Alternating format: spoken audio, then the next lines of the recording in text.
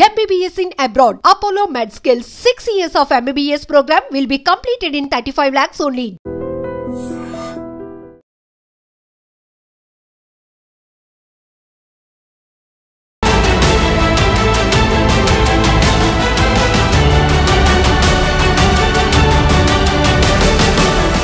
ఈ వారం మన గెస్ట్ సివిల్స్లో 577 ర్యాంక్ సాధించిన కుర్రాడు. పేరు సాయి వినోద్ కృష్ణ.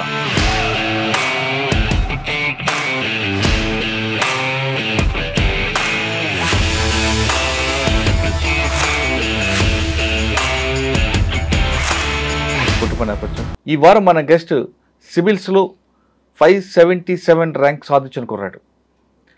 పేరు సాయి వినోద్ కృష్ణ. ఆయన ఇండియన్ ఫారెస్ట్ సర్వీస్లో కూడా 109 సాధించారు.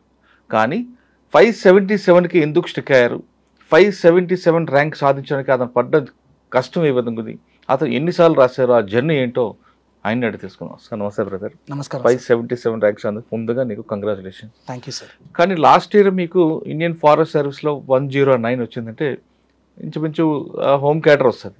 కానీ అది కాకుండా మరొకసారి సివిల్ రాయడం 577 ర్యాంక్ వచ్చిందంటే మీకు డిఫెన్సో ఆడిటరో ఐఆర్ఎస్ఓ రావచ్చు. వాటికి మీరు స్టిక్ అవ్వడం, ఈ రెండింటికి ఫారెస్ట్ సర్వీస్ మీద ఉన్న యూనిట్ ఆఫీసర్కి ఉన్న గ్రిప్పు అది వదిలిపెట్టి ఈ డిఫెన్స్ వైపు కానీ లేదంటే ఆడిట్ వైపు రావడానికి కారణం ఏంటి? మీరు ఇన్నిసార్లు రాయడానికి సాధారణంగా మీరు మీ రికార్డ్ చూస్తుంటే 6వ ఇది ఫైనల్ అనుకుంటా. కానీ ఇన్నిసార్లు రాసిన ఎక్కడ కూడా ఏమాత్రం నిరుత్సాహపడకుండా ఆ విధంగా జర్నీ చేయడం వెనక మీ పడ్డ కష్టం అది మామూలుగా కనిపించదు. అది ఎంత కష్టపడ్డారు, ఒక్కోసారి రానప్పుడు ఎలాగ నిరుత్సాహపడ్డారు, మీకు రోల్ మోడల్ ఎవరు, మీకు ఎంతమంది మోటివేషన్ చేస్తే ఈ సాయి వరకు జర్నీ చేశారు? ఈ ప్రశ్న సమాధానం చెప్పే ముందు సాయి వినోద్ కృష్ణ కుటుంబ నేపథ్యం, ఈ జర్నీ చెప్తాను. సో నా పేరు సాయి వినోద్ కృష్ణ అండి. నేను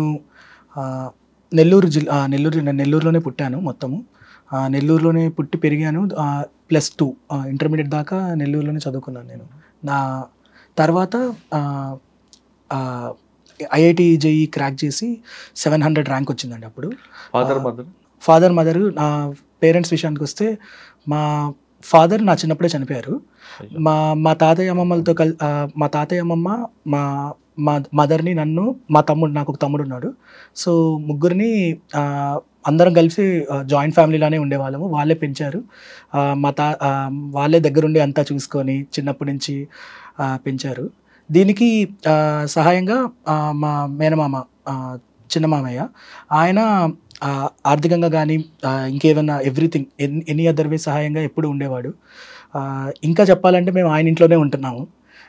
ఆయన కట్టిన ఇంట్లోనే మా తాతయ్య, అమ్మమ్మ, నేను, మా తమ్ముడు ఇప్పటికీ ఉంటున్నాము. సో అది నెల్లూరులో ఉందండి. ఇప్పుడు నర్సరావుపేటలో ఉంటున్నాము.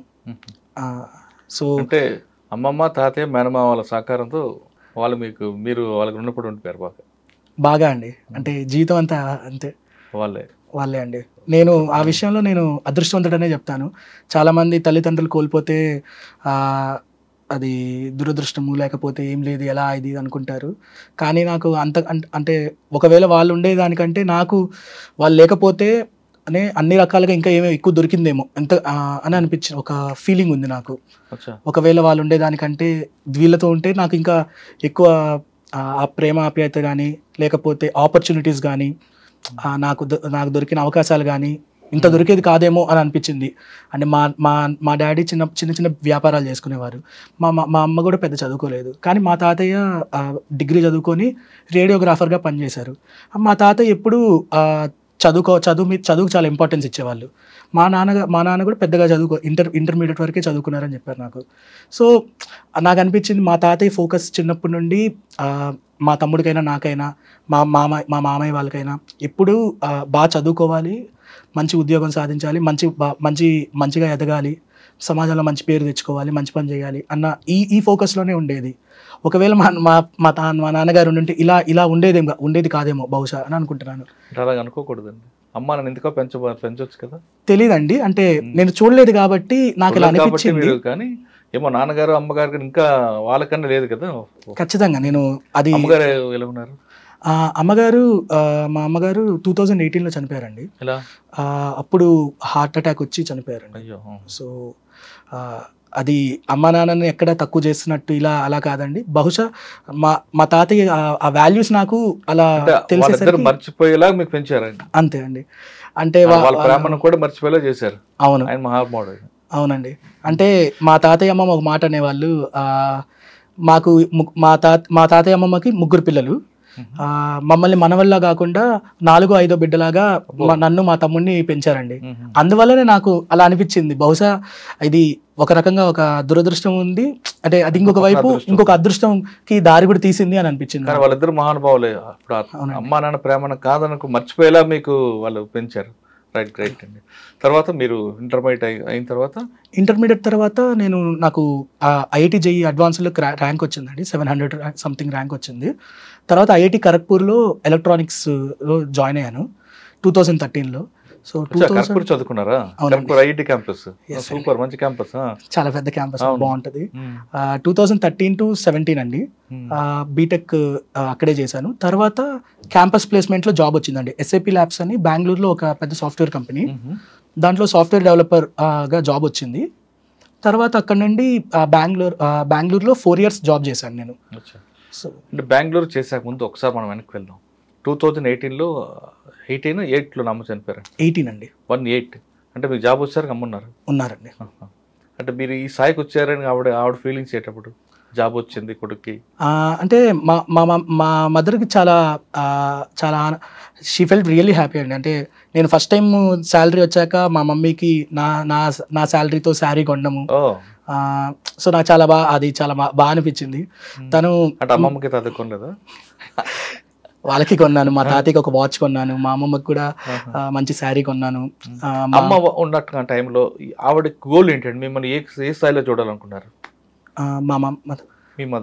మా మదర్ తో నేను ఎక్కువ మా మదర్ కొంచెం తక్కువే మాట్లాడతారండి మామూలుగా, కానీ ఎప్పుడు అది ఇబ్బంది పడకుండా సొంత కాలం మీద మేము నిలబడాలి అనేదే ఎప్పుడు చెప్పేవాళ్ళు మా మదర్. మీ తాతయ్య గారు అమ్మమ్మ కానీ వాళ్ళ గోల్ ఏంటి? మీరు బాగా చదువుకోవాలని చెప్పడం ఓకే, కానీ ఏ స్థాయిలో మిమ్మల్ని ఎక్కువగా ఊహించుకునేవారు వాళ్ళు? ఈ స్థాయిలో నా మనోడు అంటే బాగుంటుంది. ఫస్ట్ ఆఫ్ ఆల్ ఎప్పుడు మన సొంత కాలం మీద నిలబడాలన్నదే ఆ మైండ్ సెట్తోనే పెంచారండి. కానీ మా తాతయ్యకి ఎప్పుడు అప్పుడప్పుడు చెప్తుండేవాళ్ళు, బాగా చదువుతుంటాను కదా అని చెప్పి చిన్నప్పుడు అప్పుడప్పుడు అనేవారు, నువ్వు కలెక్టర్ అవ్వచ్చు, నీకు ఆ తెలివితేటలు ఉన్నాయి, ఇలా ఎప్పుడు చెప్తుండేవాళ్ళు. కలెక్టర్ కానీ లేకపోతే పెద్ద ఇంజనీర్ కానీ ఇలా ప్లాన్ ఉందండి. మీ తమ్ముడు ఎలా చదువుతారు? ఆయన ఏం చేస్తున్నాడు? మా తమ్ముడు కూడా బాగా చదువుతారండి. సో అతను ఇప్పుడు పైన్ ల్యాబ్స్ అని ఒక సాఫ్ట్వేర్ కంపెనీలో జాబ్ చేస్తున్నాడు, సాఫ్ట్వేర్ ఇంజనీర్గా నోయిడాలో పనిచేస్తున్నాడు ఇప్పుడు. అచ్చా, బెంగళూరు కంపెనీలో పనిచేసిన తర్వాత స్టెప్ పెట్టి వచ్చింది అది బెంగళూరులో 2017 నుంచి వర్క్ చేశాను. సో 2018లో మా మదర్ చనిపోయిన తర్వాత లైఫ్ నెక్స్ట్ ఎలా తీసుకోవాలి, ఎలా వెళ్ళాలి అన్నది, అది నాకు అప్పటికి 22 ఏళ్ళు. కెరీర్లో చాలా ఎర్లీ స్టేజ్లో ఉన్నాను. అండ్ నెక్స్ట్ ఎంత దూరం వెళ్ళాలి, ఎక్కడి దాకా ఎదగాలి, ఎలా మన పాత ఉండాలన్నది ఆలోచిస్తూ ఉన్నాను.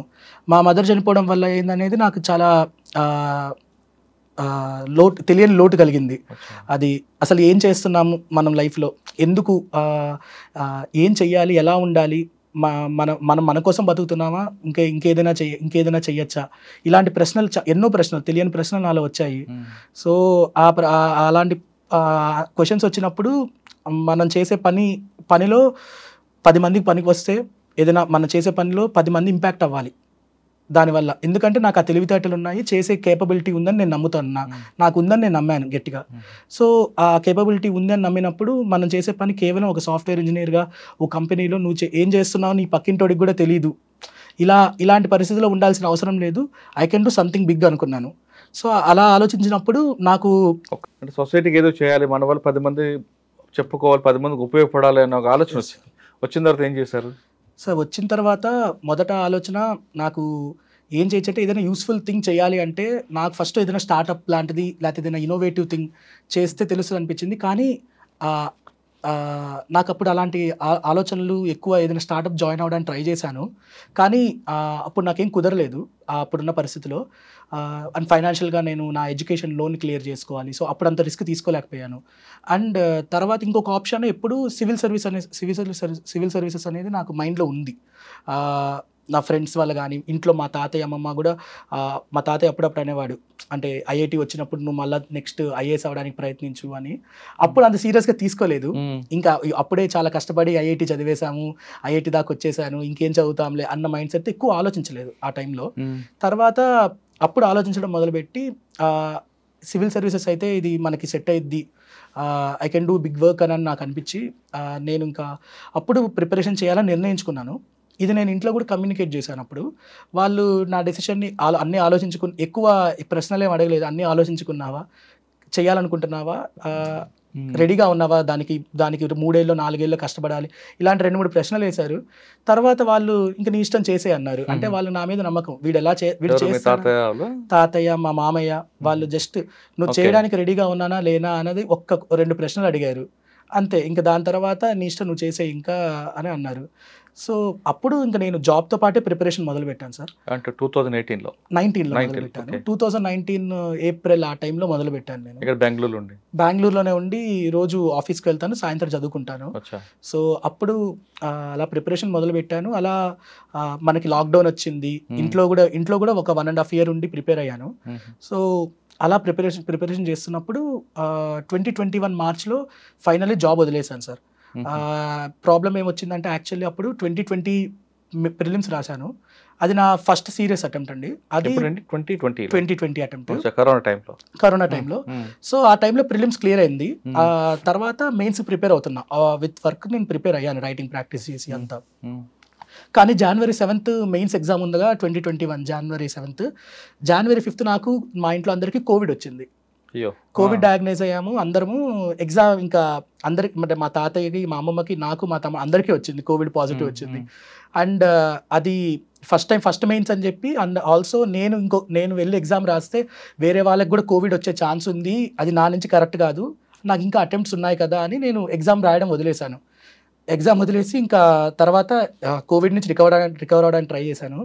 సో రికవర్ అయిన తర్వాత ఇంకా యాజ్ యూజువల్ జాబ్లో కూర్చొని మళ్ళీ వర్క్ చేయడం, చదువుకోవడం మొదలుపెట్టాను. మళ్ళీ 2021 నెక్స్ట్ అటెంప్ట్ రాద్దాము, ఈసారి సాలిడ్గా ఇంకా చేద్దాము అని.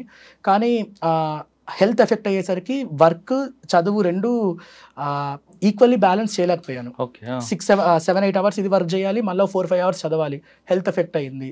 సో ఇది కష్టం అవుతుందని నాకు అనిపించేసరికి నేను ఇంకా జాబ్ మానేద్దాము. ఎందుకంటే నేను ఖచ్చితంగా, నాకు నమ్మకం వచ్చింది, అంటే ఫస్ట్ టైమే నేను ప్రిలిమ్స్ క్రాక్ చేశాను, ఆన్సర్ రైటింగ్లో కూడా నాకు పర్లేదు ఇంప్రూవ్ అవుతున్నాను అని నమ్మకం వచ్చింది మెయిన్స్ ప్రాక్టీస్ అప్పుడు. సో ఈ కారణాలు పెట్టుకొని నేను మనం పూర్తిగా వదిలి ట్రై చేస్తే ఖచ్చితంగా ర్యాంక్ వస్తుందన్న నమ్మకంతో నేను జాబ్ మానేసి ప్రిపరేషన్ మొదలు పెట్టాను 2021 మార్చ్లో. మరి జాబ్ మానేస్తా అంటే ఇంట్లో ఒప్పుకున్నారా? సాలరీ, ఫైనాన్షియల్ ఇష్యూస్ అసలు ఏమనలేదండి. ఒకే ఒక మాట, అన్ని ఆలోచించావని అడిగారు మళ్ళీ, అంతే, ఇంకేమనలేదండి. నా దగ్గర ఫస్ట్ అటెంప్ట్ తీసుకున్నప్పుడు ఆప్షన్ ఏం తీసుకున్నారు? Mathematics sir. నా ఫస్ట్ నుంచి లాస్ట్ దాకా మ్యాథమెటిక్స్ అండి ఆప్షనల్. అది మ్యాథమెటిక్స్ ఒక్కసారి డిసైడ్ అయ్యాను, నాకు బాగా కాన్ఫిడెంట్గా నేను చేయగలను అనిపించింది. నాకు మ్యాథ్స్ అంటే చాలా ఇంట్రెస్ట్. తర్వాత మ్యాథ్స్కి మంచి మెటీరియల్ కానీ, మార్క్స్ కానీ, రిజల్ట్స్ కానీ కన్సిస్టెంట్గా వస్తున్నాయి. సో ఖచ్చితంగా నేను చేయగలను అనే నమ్మకం నాకు వచ్చి. కానీ మెయిన్స్ వల్ల మీకు కరోనా రావడం. అవునండి. సెకండ్ అటెంప్ట్లో సెకండ్ అటెంప్ట్ అండి. యాక్చువల్లీ 2019లో నేను ఫస్ట్ టైం రాసేసాను జూన్లో, తెలియకుండా. అప్పుడు 2-3 నెలలు కూడా ప్రిపరేషన్ లేకుండా ఊరికి ఎగ్జామ్ ఎలా ఉంటుందో రాద్దామని అనుకొని నేను రాశాను. ఈ ఇంటర్వ్యూ ద్వారా నేను ఒక ఇది చెప్దాం అనుకుంటున్నా. ఎవరన్నా కొత్త ఆస్పిరెంట్స్ ఎగ్జామ్లోకి వస్తున్నారంటే వితౌట్ ఎనీ ప్రిపరేషన్ అటెంప్ట్లు వేస్ట్ చేసుకోవద్దని చెప్తాను. ఎందుకంటే ఇప్పుడు నేను వృధా చేసుకున్నా 2019లో. ఇప్పుడు అది నేను వృధా చేసుకోకపోయింటే ఇప్పుడు నాకు 2025లో ఇంకొక అవకాశం ఉండేది. నాకు కావాల్సిన ఐఏఎస్ కోసం నేను మళ్ళీ రాయగలిగేవాడిని. అప్పుడు నేను వృధాగా 2019లో ట్రైల్ వేసాను.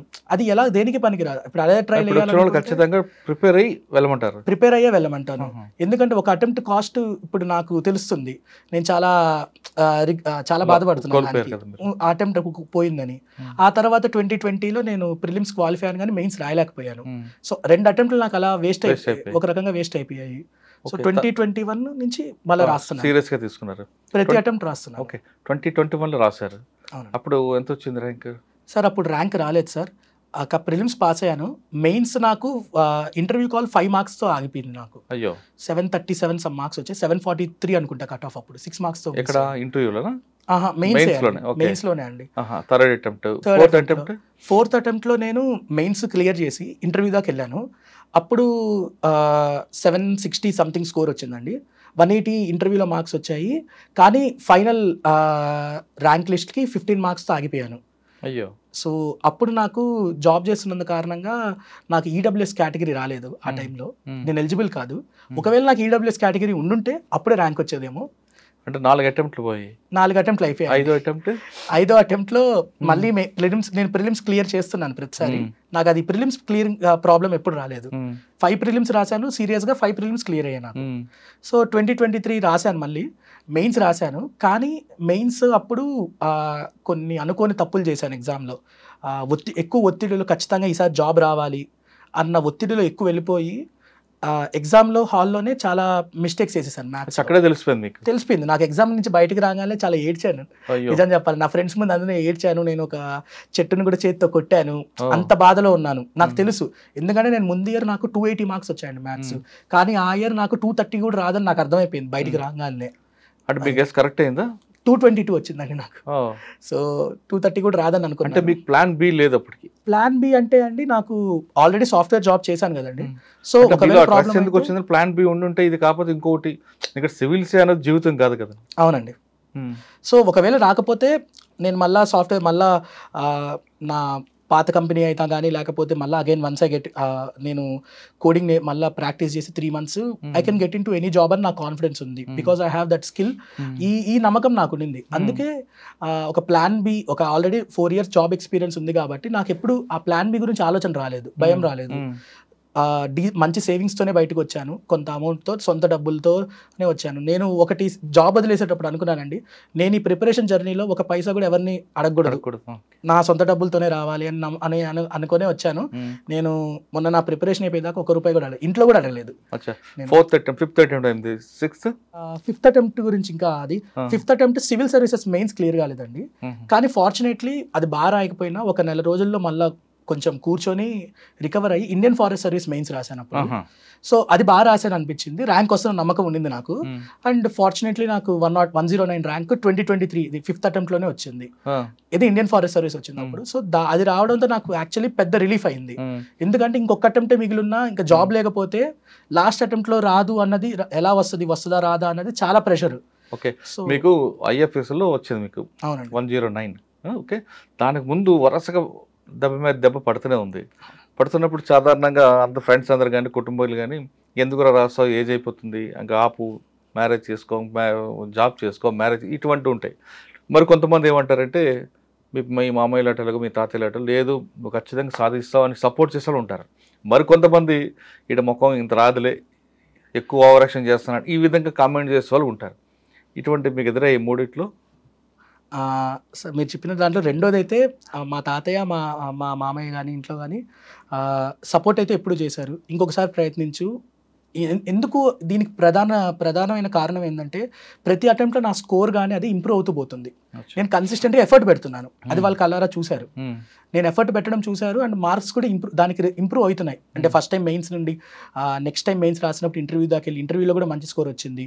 నేను డెడికేటెడ్గా ఎఫర్ట్ పెడుతున్నాను, ప్రతిసారి ప్రిలిమ్స్ క్లియర్ చేస్తున్నాను. ఇది it's an testament for them.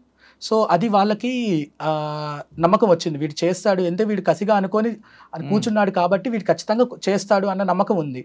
అలా ఎప్పుడు వాళ్ళు అధైర్యపడ్డారు. వాళ్ళు కాదు, మిగతా రెండు చెప్పా కదా. అవునండి. సో అలా నెగిటివిటీ విషయానికి వచ్చేసరికి యూజువల్లీ ఎవరు ఉన్నారు ఆ కామెంట్స్ నీకు వస్తుందా రాదా అని కామెంట్స్ చేసిన వాళ్ళు ఉన్నారు. నేనేం చేస్తానంటే, అలా విని ఈ చెవి నుంచి ఈ చెవులు వదిలేసి వాళ్ళతో ఇంకోసారి మాట్లాడను, దూరం పెట్టేస్తాను. నాకు అవసరం లేదనుకుంటాను. అంటే మీ పాజిటివ్ మైండ్ అది పాజిటివ్ గానే తీసుకుంటాను. మైండ్ లో పెట్టుకుంటే లేని టెన్షన్స్ అది వాళ్ళకి నా గురించి నాకు తెలుసు, వాళ్ళకి తెలియదు. నా గురించి నాకు నమ్మకం ఉన్నప్పుడు వాళ్ళెవరో నా గురించి మీకు తెలుసు, మీకు నమ్మిన అమ్మమ్మకి తాగి తెలిసినప్పుడు వేరే వాడు అవసరం లేదు. నా ఫ్రెండ్స్ ఐఎఫ్ఎస్ లో వచ్చింది కదండి, అప్పటికే 4 అటెంప్ట్లు అయిపోయి హాయిగా ఐఎఫ్ఎస్ లో జాయిన్ అవ్వచ్చు కదా సార్. అది సర్వీస్ అంటే మంచి గ్రేట్ సర్వీస్ అది సార్, అది చాలా మంచి సర్వీస్ ఖచ్చితంగా. కానీ ఫస్ట్ థింగ్ ఏంటంటే, ఈ ప్రిపరేషన్లోకి వచ్చింది నేను ఐఏఎస్ కోసం వచ్చానండి. అండ్ ఉన్నది ఇంకొక అటెంప్ట్ ఉంది, అవకాశం ఉంది, రాయొచ్చు ఇంకా. సో వై నాట్, ఇంకా ఎందుకంటే మళ్ళీ నేను మళ్ళీ బాగా రాయగలను అన్న కాన్ఫిడెన్స్ వచ్చింది. నాకు ర్యాంక్ వచ్చేసరికి నాకు ధైర్యం వచ్చింది తిరిగి. సో రాస్తే తప్పే ఉంది, ఇంకొకసారే కదా చివరిసారే, అది రాసేసి తర్వాత ట్రైనింగ్ జాయిన్ అవుదాం అనుకున్నాను. సో అందువల్ల ఇంకొక 1 లాస్ట్ అటెంప్ట్ అని ఇచ్చేసాను నేను 2024లో ఇయర్. దానికి ప్రిపేర్ అయ్యారా లేదంటే ఈ అనుభవం దానికి వచ్చిందా? అంటే ఆల్రెడీ ఒక 5 years నుంచి ప్రిపేర్ అవుతున్నాను కదండి, అదే సరిపోయింది. ఆ 3 నెలలు బాగా చదివి రాసాము. సార్ సాధారణంగా 5 సంవత్సరాలు టైం అంతా చదివారు కదా, ఏ ఇన్స్టిట్యూషన్కి వెళ్ళి చదివారా లేదు మీరు ఇండిపెండెంట్గానే చదువుకున్నారా group discussion? Sir preparation work అయితే ఫస్ట్ నేను ఆన్లైన్లో కోచింగ్ తీసుకున్నానండి 2019లో ఫౌండేషన్ కోర్సు. ఎందుకంటే నేను జాబ్ చేస్తూ 1 నెల బుక్స్ చదవడానికి ట్రై చేశాను. నా వల్ల టైం సరిపోవట్లేదు, అంటే చాలా టైం పడుతుంది ఒక బుక్ ఫినిష్ చేయడానికి, ఒక బేసిక్ ఎన్సీఆర్టీ ఫినిష్ చేయడానికి చాలా టైం పట్టింది. నాకు అర్థమైంది అంటే ఆల్సో మనకి సోషల్ సైన్స్, ఈ హ్యుమానిటీస్ అనేది ఇంజనీరింగ్ బ్యాక్గ్రౌండ్ వాళ్ళకి ఎక్కడ టచ్ ఉండదు, పాలిటీ ఎకానమీ అన్నది. సో ఇవి చెప్తే మనకి ఎవరైనా ఎక్స్ప్లెయిన్ చేస్తే మనకు అర్థమవుతుంది అని నాకు అనిపించింది. సో అప్పుడు నేను విజన్ ఐఏఎస్ అని ఒక ఇన్స్టిట్యూట్లో ఆన్లైన్ కోచింగ్ జాయిన్ అయ్యాను. అలాగే ఆప్షనల్ కూడా ప్రిపేర్ అయ్యాను. ఆ తర్వాత నుండి ఆ కోచింగ్, ఆ నోట్స్ అంతా వచ్చిన తర్వాత ఇంకా ఓన్గా ఇంకా సెల్ఫ్ ప్రిపరేషన్, రకరకాల టాపర్స్ మెటీరియల్ కానీ నోట్స్లు ఉంటాయి. ఏదైనా ఇన్స్టిట్యూట్లో రాస్తే అది ఓన్లీ టెస్ట్ సిరీసే రాశాను, ఇంకా పెద్దగా ఏమీ చేసింది లేదు. అండ్ ఒక పాయింట్ చెప్పాలనుకున్నా అండి, అది ఏదైనా ఈ ప్రిపరేషన్ జర్నీలో 90% ఎవరిదైనా సెల్ఫ్ ప్రిపరేషనే అండి. సో ఎవరైనా సెల్ఫ్ ప్రిపరేషన్ వాళ్ళ సొంతంగా చేసుకున్నది, ఆ ప్రయాణంలో వాళ్ళ ఫ్రెండ్స్ కానీ ఎవరైనా మెంటర్స్ కానీ ఎవరైనా టాపర్స్ వాళ్ళ గైడెన్స్ కానీ తీసుకుంటామే తప్ప ఇంకా దగ్గరుండి చేసే వాళ్ళు ఎవరు ఉండరు, ఇది వాళ్ళే చేస్తారు. కానీ కొన్ని ఇన్స్టిట్యూషన్స్ ఈ ర్యాంక్ మాది స్టూడెంట్ మావాడని అనౌన్స్ చేస్తుంటారు కదండి, అంటే ఎంతో కొంత కాంట్రిబ్యూట్ చేసి ఉంటారు. అంటే టెస్ట్ సిరీస్ రాశానండి. ఇప్పుడు నేను విజన్ ఐఎస్ అని చెప్పాను, ఈ ఇయర్ కూడా విజన్ ఐఎస్ లోనే టెస్ట్ సిరీస్ రాశాను. ఇంకా కొన్ని ఉంటాయి, మాక్ ఇంటర్వ్యూస్ వెళ్ళానండి. సో ఈసారి ఒక 5 మాక్ ఇంటర్వ్యూలు ఇచ్చాను, కానీ అన్ని ఢిల్లీలోనే ఇచ్చాను నేను. నాది ఈసారి చాలా ఎర్లీగా ఇంటర్వ్యూ జరిగిపోయింది. సో త్వరగా ఢిల్లీ వెళ్ళిపోయి అక్కడ ఒక 5 మాక్ ఇంటర్వ్యూలు ఇచ్చి ఇంకా ఫైనల్ ఇంటర్వ్యూకి వెళ్ళిపోయాను. ఓకే 24 మీరు బోర్డుకి ఇంటర్వ్యూకి వెళ్ళి ఉంటారు, బోర్డు చూసి గుర్తుపట్టారు మీకు, ఇప్పుడు 5 సార్లు వచ్చారా బాబు అన్నారా? మీ రికార్డ్ కనబడుతుంటుంది కదా అక్కడ. అంటే సార్ కోఇన్సిడెంటల్లీ లాస్ట్ ఇయర్ నాకు ఫారెస్ట్ సర్వీస్ ఎవరు ఇంటర్వ్యూ చేశారు ఆ మేడమే ఈసారి కూడా ఇంటర్వ్యూ చేసి, ఆమె గుర్తు పట్టారో పట్టలేదో నాకు తెలియదు, చూసి నవ్వారు. నేను ఇంకెక్కువ ఆలోచించలేదు, మనం ఎక్కువ ఆలోచిస్తే మళ్ళీ అది పట్టారా పట్టలేదా ఆ సందిగ్ధతలో పడిపోయి మన ఆన్సర్లు తేడా వచ్చేస్తాయని, పడితే పట్టిని అవనని అన్నది వదిలేశాను నేను. సో ఆమె వస్తుందని నాకు బయట కూర్చున్నప్పుడు తెలిసింది, సుమన్ శర్మ మేడం అని. ఆమె ఆమె ఐఆర్ఎస్, సో ఆమె యూపీఎస్సీ మెంబర్గా అయ్యారు. ఆమె లాస్ట్ ఇయర్ నాకు తీసుకున్నారు, మళ్ళీ ఇయర్ తీసుకున్నారు. సో ఇంకా ఎక్కువ ఆలోచించకుండా ప్రశాంతంగా మన ఇంటర్వ్యూ మీద ఫోకస్ చేయాలని ఇంటర్వ్యూలోనే ఇంకా ఆ క్వశ్చన్స్ మీద ఫోకస్ చేసి కూర్చున్నాను. ఇంకా మేడం ఏమన్నారు? మేడం మామూలుగా ఏ క్వశ్చన్స్ అడిగారండి ఎక్కువ? మేడం చాలా జనరల్గా కార్డియల్గా వెల్కమింగ్గా ఉంటారు. తర్వాత ఆ రోజు మేడం ఏంటంటే యూజువల్లీ ఆమె ఆ style of asking questions usually current affairs linkages ఉంటాయండి, జిఎస్ ఓరియంటెడ్గా. సో ఆ రోజు న్యూస్ పేపర్లో వచ్చిన కొన్ని ఆర్టికల్స్ మీద క్వశ్చన్స్ అడిగారు. దాని తర్వాత కొన్ని నా ఫీల్డ్కి నా బ్యాక్గ్రౌండ్కి రిలేటెడ్ లేని out of the box questions అడిగారండి.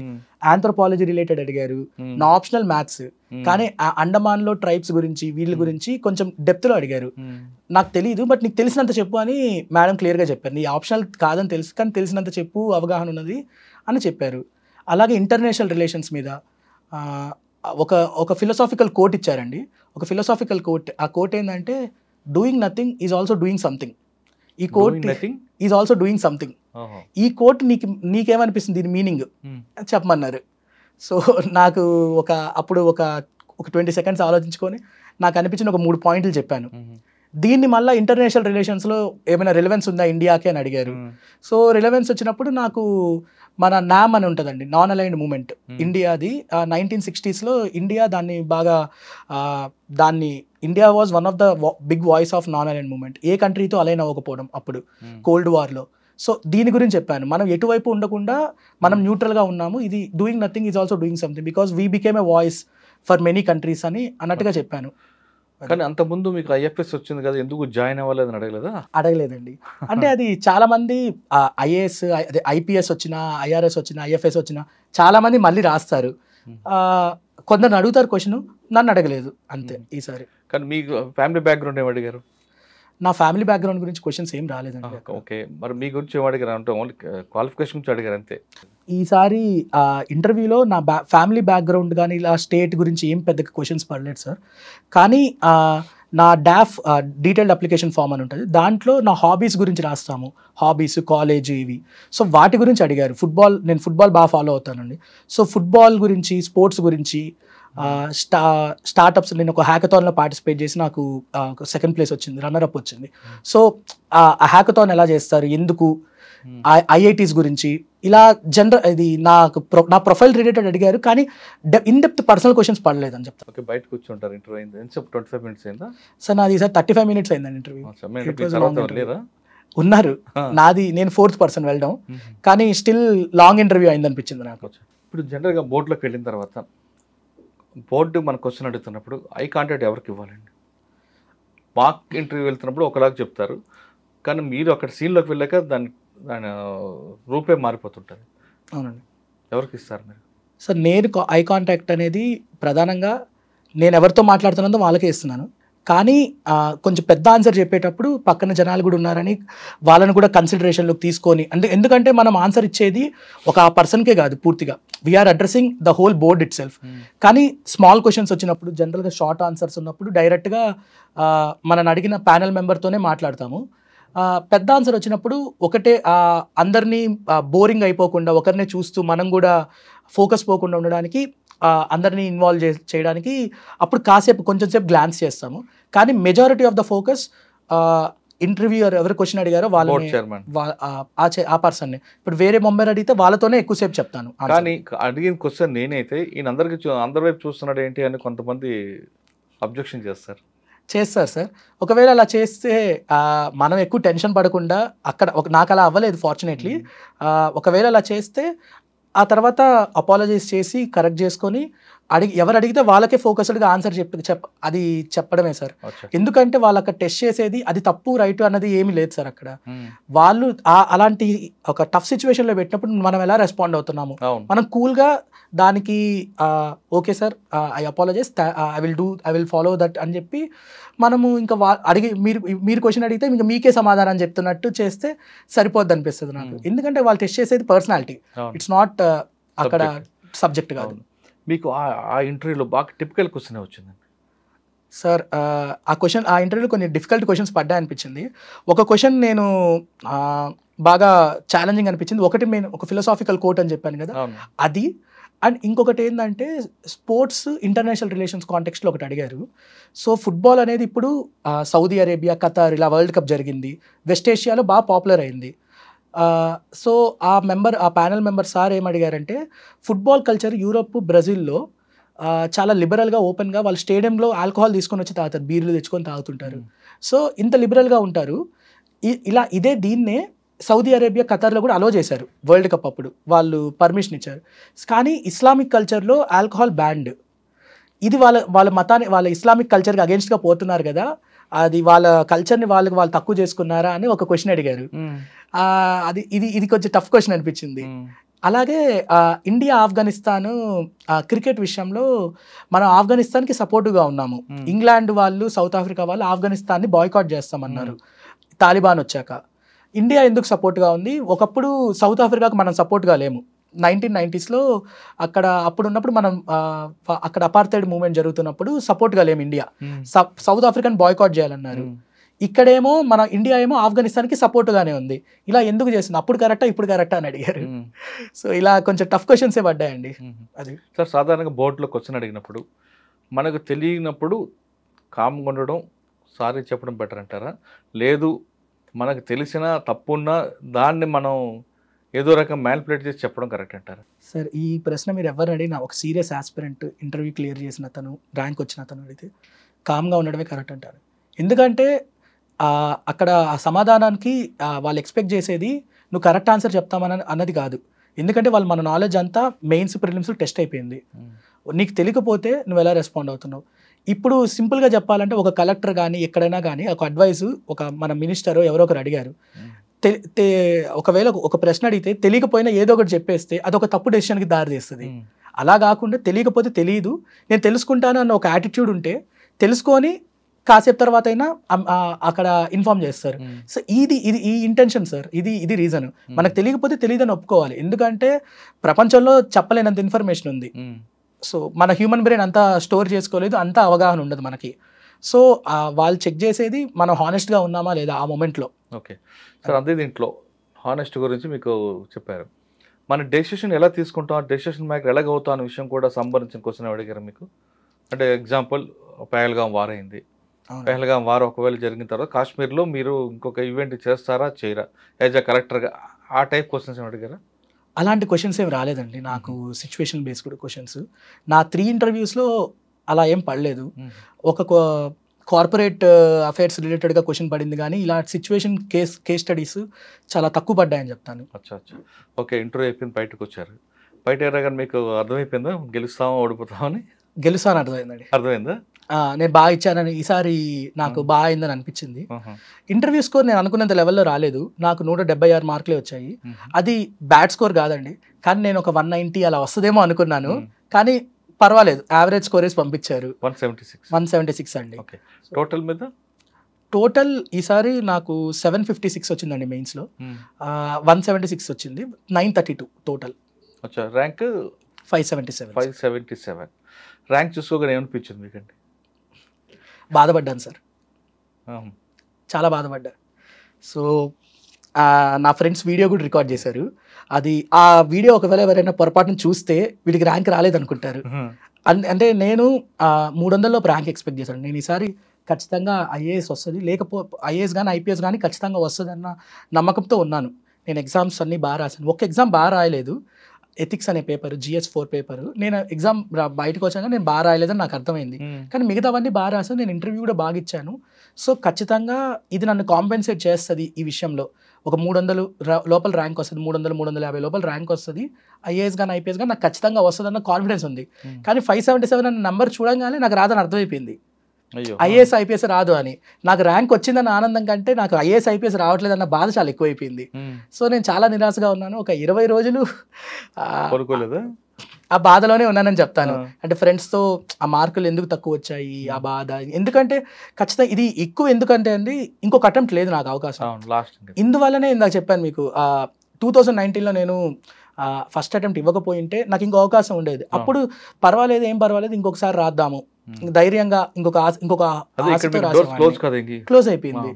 సో అందువల్ల నేను 577 వచ్చింది. ఆల్రెడీ 2024లో 2023లో అనుకుంటా, అవునండి, 109 వచ్చింది.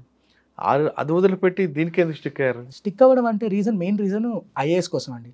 So because the opportunity, work opportunity కానీ, డైవర్సిటీ కానీ, scale of work which an IAS can do as a district collector, as a policy maker చాలా హ్యూజ్ అండి. సో అదే మెయిన్ రీజన్. అందుకే ఇంకొక అటెంప్ట్ ఉన్నా కానీ ఇంకొక అటెంప్ట్ ఉంది కాబట్టి ప్రయత్నించడానికి. IFS లో కూడా ఇండియన్ ఫారెస్ట్ సర్వీస్ చాలా వరకు రావచ్చు కదండి. DFO నేచర్ కాపాడొచ్చు, వైల్డ్ యానిమల్స్ తో జర్నీ చేయొచ్చు. అవునండి. మరి అదంతా వదిలిపెట్టి మీరు 577కి అంటే సార్ ఇప్పుడు ఇంకా నేను డెసిషన్ తీసుకోలేదు, బట్ ఇప్పుడు ట్రైనింగ్ జాయిన్ అవుతాను నేను ఆగస్ట్లో. సో నాకు ఫారెస్ట్ సర్వీస్కి వెళ్ళాలా అనేది రెండు అవకాశాలు ఉన్నాయి. కానీ నా పర్సనల్ ఇంట్రెస్ట్ చూసుకున్నప్పుడు నాకు యాజ్ ఎ పర్సన్ నేను డైవర్సిటీ కోరుకుంటాను, రకరకాల ఫీల్డ్స్లో వర్క్ చేయాలి అన్నది. నాకు వచ్చే service probably Indian audits and account service అండి, IAAS అంటారు. సో ఈ సర్వీస్ గురించి జనాలకు పెద్దగా అవగాహన లేదు, కానీ కాగ్ డిపార్ట్మెంట్, IAAD డిపార్ట్మెంట్ ఉంటుంది. సో దాంట్లో దే వర్క్, వాళ్ళు అన్ని డిపార్ట్మెంట్స్ని ఆడిట్ చేస్తారు, రకరకాల స్కీమ్స్ని, రకరకాల డిపార్ట్మెంట్స్ని, వేరియస్ ఫీల్డ్స్లో వాళ్ళు ఆడిట్ చేస్తారు. సో ఈ ఆడిట్ చేసే ప్రాసెస్లో మనకి వేరియస్ డిపార్ట్మెంట్స్ డైవర్స్ నాలెడ్జ్ ఉండాలి. It's a knowledge intensive service అని విన్నాను నేను, as far as I came to know. So ఇది నా ఇంట్రెస్ట్కి, పర్సనల్ ఇంట్రెస్ట్కి అలైన్ అవుతుంది, because I'm a person who likes diversity. So నాకు ఎక్కువ నాలెడ్జ్ గెయిన్ చేసుకోవాలి అన్న అది ఒక దాహం ఎప్పుడు ఉంది. సో దానివల్ల నేను ప్రాబబ్లీ ఇది నాకు సూట్ అయిద్దేమో ఫర్ మై పర్సనాలిటీ అని నాకు అనిపిస్తుంది. సో ఒకవేళ వస్తే దాని వైపు వెళ్దామని అన్నట్టు ఉన్నాను, కానీ ఇంకా నేను కన్ఫర్మ్గా డిసైడ్ అవ్వలేదు. కానీ మీరు చెప్తుంది కాగ్ రిపోర్ట్ ప్రభుత్వాలు కూలిపోతుంటాయి, అంత పవర్ఫుల్ ఉంటుంది కాగ్ రిపోర్ట్. కానీ ఇక్కడ కూడా మీ ఫారెస్ట్ డిపార్ట్మెంట్లో నేచర్ ఉంది, వైల్డ్ యానిమల్ ఉంటుంది, బర్డ్స్ ఉంటాయి. అవును సార్, డిఫరెంట్ డైవర్సిటీ కనిపిస్తుంటుంది. అంటే మీకు పర్సనల్గా ఇది ఇంట్రెస్ట్ పర్సనల్గా నాకు ఇది కొంచెం ఎక్కువ ఇంట్రెస్ట్ ఉందని నాకు అనిపించింది. అంటే ఫారెస్ట్ డిపార్ట్మెంట్ ఒకవేళ వచ్చింది అనుకోండి, ట్రైనింగ్ అయ్యారు, అప్పుడు ఎట్లా చూపిస్తారు ఆప్షన్? ఆ ట్రైనింగ్ పీరియడ్లో బాగా లైక్ చేశారనుకోండి, సార్ మారచ్చేమో సార్, ఎందుకంటే సమయం మారచ్చు సార్, సమయం మనిషిని మారుస్తుంది. 2 ఏళ్ల క్రితం ఇప్పుడున్న నేను ఒకే డెసిషన్ తీసుకోము, మారిపోతుంటాం, మనకు అవగాహన మారుద్ది, మన పరిస్థితులు మారుతాయి. సో 2 ఏళ్ళు ఒకవేళ నేను ఫారెస్ట్ సర్వీస్ ట్రైనింగ్ జాయిన్ అయ్యి ఉంటే సర్వీస్ నాకు చాలా ఇష్టం దాని మీద ప్రేమ పెరిగి ఆ సర్వీస్లోనే ఉండిపోవచ్చు కూడా. ఇది నేను కొందరు సీనియర్ల దగ్గర కూడా విన్నానండి. కొందరికి ఈ ఫారెస్ట్ సర్వీస్ అనేది ఇప్పుడు ఎలా అయిందంటే ప్రధానంగా సివిల్ సర్వీసెస్లో ఒకవేళ రాకపోతే ఇంకొక సర్వీస్ ఉండడానికి ఫారెస్ట్ సర్వీస్ అనేది ఒక గుడ్ ఆపర్చునిటీ అయింది. Because it's an all India service, very prestigious and respectable service కూడా. సో ఆ ఫారెస్ట్ సర్వీస్ ఆపర్చునిటీ అనేది చాలా మంది యూటిలైజ్ చేసుకుంటున్నారు. ఫారెస్ట్ సర్వీస్ మీద అంత అవగాహన లేకపోయినా దాంట్లో వెళ్ళాక దాని మీద అప్పుడు ఆ ట్రైనింగ్ ప్రాసెస్లో బాగా ఇంట్రెస్ట్ పెరిగి దాని మీద వర్క్ చేసిన సీనియర్స్ చాలా మంది కొందరితో మాట్లాడాను. వాళ్ళు చెప్పిన తర్వాత నాకు అనిపించింది ఒకవేళ ట్రైనింగ్లోకి వెళ్తే మన ఒపీనియన్ కూడా మారచ్చు అని. బట్ ఇది ఇప్పుడు నేనున్న పరిస్థితిలో నాకున్న అభిరుచులు ఇవన్నీ ఆలోచించుకొని ఆడిట్స్ అని అనుకుంటున్నాను, కానీ డెసిషన్ ఇంకా ముందు చూడాలి, పెండింగ్ ఉందండి. ఓకే, ఫైనల్గా చెప్పండి, మీరు 6 అటెంప్ట్ కొట్టారు, చాలా ఓపిక్గా ఖచ్చితంగా సాధించాలని మీ గోల్ వేరే ఉంది కాబట్టి అలాగే వచ్చారు. కొంతమంది ఇప్పుడు జనరేషన్ రాయాలనుకుంటారు, వాళ్ళకి గోల్ ఉంటుంది, కానీ 1, 2, 3 రాసిన తర్వాత నిరుత్సాహపడిపోతారు, ఇంకా రాదు మనకి, ఇంక జీవితం మనకు లేదు, మన అదృష్టం లేదు, మన తలరాతలో ఐఏఎస్ లేదు, ఇవన్నీ సమర్థించుకుంటూ డ్రాప్ అవుతుంటారు. మరి కొంతమంది సూసైడ్లు చేసుకుంటారు. ఇది రకరకాల మైండ్ సెట్లో ఉన్న ఆస్పిరెంట్స్ కనిపిస్తారు. అటువంటి వాళ్ళకి మీరు ఇచ్చే మెసేజ్ ఏంటి? అంటే సాధించాలనుకుంటే సంకల్ప బలం గట్టికుంటే చేయమంటారా, లేదు మన తలరాత ఎక్కడితో ఆగిపోయిందని ఆగిపోమంటారా, లేదు ఎందుకు అని ఇంకా వేరే ఉద్యోగం చూసుకోమంటారా? సార్ ఫస్ట్ ఆఫ్ ఆల్ ఖచ్చితంగా చెప్పాలంటే ఈ ఎగ్జాము చాలా లాంగ్ జర్నీ అండి, చాలా టెస్ట్ చేస్తుంది మనల్ని, పేషెన్స్ని. సో ఇప్పుడు ఒకవేళ మనకి అటెంప్ట్లు అయిపోవడం ఒక రకము, ఒకవేళ చేయాలన్న సంకల్ప బలం ఉండి నేను కష్టపడతాను, I'm open to learn new things and ఏ ఫీడ్బ్యాక్ అయినా తీసుకుంటాను, ఈ మైండ్ సెట్ ఉంటే కంటిన్యూ చేయమని చెప్తాను. కానీ not without a plan B, ఖచ్చితంగా విత్ ఎ ప్లాన్ బి ఉండాలంటాను. ఎందుకంటే in this competitive world job తెచ్చుకోవడం అనేది చాలా పెద్ద విషయం అయింది. ఎస్పెషల్లీ గవర్నమెంట్ జాబ్ అయితే ఇంకా అసలు కాంపిటీషన్ మనం చెప్పక్కర్లా. ఇయర్లీ 5 lakhs మెంబర్స్ రాస్తారు ఆల్మోస్ట్ ఎగ్జామ్ని, కానీ వచ్చేది 1000 పోస్ట్సే. ఆ 1000 పోస్ట్లో కూడా 200 రిపీటెడ్ ర్యాంకర్సే ఉంటారండి. ఇయర్ 280 రిపీటెడ్ ర్యాంకర్స్ ఉన్నారు, ఇంతకుముందు ర్యాంక్ వచ్చి మళ్ళా. సో ఈ దీంట్లో రావడానికి ఛాన్స్ చాలా మినిస్క్యూల్ ఛాన్స్ అని చెప్తాను నేను. సో కానీ ఆ పట్టుదల ఉన్నా కానీ ఇంకొక విషయం ఏంటంటే ఎప్పుడు మనం ఎమోషనల్గానే కాకుండా ఆబ్జెక్టివ్గా కూడా ఉండాలి. మనము ఎగ్జామ్ పర్ఫార్మెన్స్గా కానీ మనం కన్సిస్టెంట్గా ఎఫర్ట్ పెట్టగలుగుతున్నామా, కన్సిస్టెంట్గా ఇంప్రూవ్ అవుతున్నామా, ప్రోగ్రెస్లో, మాక్ టెస్ట్లో కానీ ప్రాక్టీస్లో కానీ మార్క్స్ పెరుగుతున్నాయి, ఆన్సర్ క్వాలిటీ పెరుగుతుందా, ఇలాంటివి జరుగుతుంటే ఒకవేళ పాజిటివ్ సైన్స్ ఉంటే ఖచ్చితంగా నేను ప్రిపరేషన్ జర్నీ కంటిన్యూ చేయొచ్చు అని చెప్తాను. కానీ not without a plan B. ఒక ప్లాన్ బి సెట్ చేసుకొని either it can be any other field, లేకపోతే వేరే అదర్ జాబ్ ఆప్షన్స్ ఉంటాయి. లైక్ SSC CGL అనేది చాలామంది రాస్తారు. చాలామంది SSC CGLలో రాసి ఇన్కమ్ ట్యాక్స్ డిపార్ట్మెంట్లో కానీ GST, కస్టమ్స్ ఇలాంటి వాటిల్లో జాయిన్ అయ్యి మళ్ళీ రాస్తారు. కొందరు గ్రూప్ 1, గ్రూప్ 2 రాస్తారు. లేకపోతే మళ్ళీ సాఫ్ట్వేర్ ఇంజనీర్గా మళ్ళీ జాయిన్ అయ్యి అటెంప్ట్ చేసి క్లియర్ చేసిన వాళ్ళు ఉన్నారు. ఇయర్ నాకు తెలిసిన ఒక అతను ఉన్నాడు, అతను మళ్ళీ తన స్టార్టప్కి వెళ్ళిపోయి మళ్ళీ రాసి ఈసారి IAS కొట్టాడు. సో అలా ఉన్నారు. సో అలా చాలా ఆప్షన్సే ఉంటాయండి.